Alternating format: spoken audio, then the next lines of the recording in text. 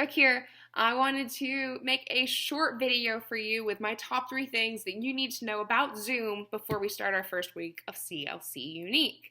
Now, I know that everybody's been using lots of video chats and video conferencing to stay connected to school, family, friends, all that. But I know we also all are tending to use different styles of video conferencing. So for some it's Zoom, for some it's other things like Google. That's totally cool, and that's where this comes in to help us all have the same level of knowledge and be prepared to participate right away. Our time together is going to be short each day, and I want to make sure we can spend as much time as possible being with each other and enjoying each other's time, learning new things, and playing somewhat as close as we can to what we would be doing in person this season. So, first thing you need to know is about joining in on a meeting. Parents are going to receive an email with a bunch of information the Sunday before the session starts. That is going to include the links for the week for both our Monday through Friday, 1 to 3 p.m. live video time together. It's also going to have a link for our weekly gathering night.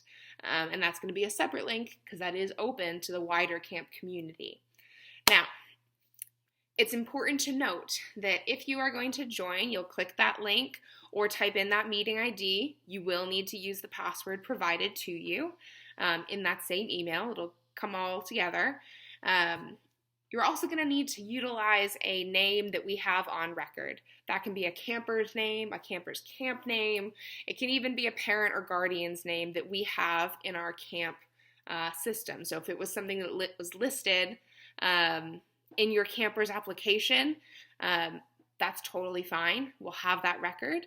But if we don't recognize a name, or perhaps it comes in as a phone number without that prior communication, we will not let you into the meeting. It's a part of the way we're trying to keep this environment safe, even as we move online. So make sure that if you need to, you adjust your name via Zoom. There's a couple ways you can do that. You can go to the Zoom website and adjust the account name, and it'll always pop up that way. Or you can go ahead and, as you're typing in a meeting ID, if you're going to type in that way and join using the ID, it usually will give you a space to change your name as well. Now, of course, some of this is set to get switched up as Zoom evolves and updates come out. But that is the current, most updated way to do it. You can also change a meeting or a name once you're in the meeting, but in this case, for the waiting room function, you won't be able to change it there, to my knowledge. Okay, now on to number 2. When you jump in on a meeting, you want to make sure you know where there are 2 key buttons. Those 2 buttons for a computer tend to be in the lower left-hand side of the screen. That's your mute button and your stop video button. Now we're going to use that stop video button maybe for some games where we'll say, if this statement is true for you, stay on. If it's not, turn off your video. We might play some different ways, some different games, some different adaptations of games that you have played at camp before. It is also important to know where that is if, say, you have your dog running down the hallway that he stole your sock or something crazy, because I know mine does that. You might want to stop the video so you can go run and get your sock back. That's totally cool. You can stop your video so the rest of us will keep on going. Yeah, it's just a handy piece of knowledge. Your mute button is also important to know. We do ask that when you jump in on the meeting, you do mute yourself, because a lot of times we're in homes and houses and places where there are other people around. They are living, working, doing their own thing, and while it may not be super loud for you, your computer or your device might pick up on that background noise, and it might make it harder for others to focus on what they're trying to learn. So, if you're not talking, please go ahead and mute yourself. There will totally be time when we will say, okay, everybody unmute, let's hear from you, we want to talk, but make sure that you know where those buttons are so you can be respectful of others. Lastly is the chat. You need to know where the chat button is. That should usually be at the bottom of your screen.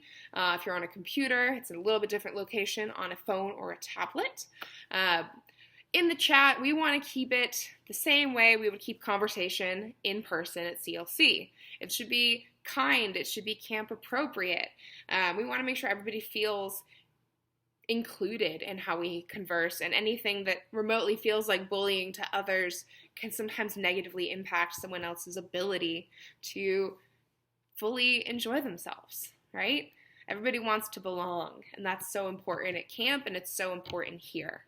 So knowing where that chat feature is super helpful, because we can also use that as a way for you to ask questions. So maybe if you missed something or you have to step away and you have a question when you come back, use that chat. That is.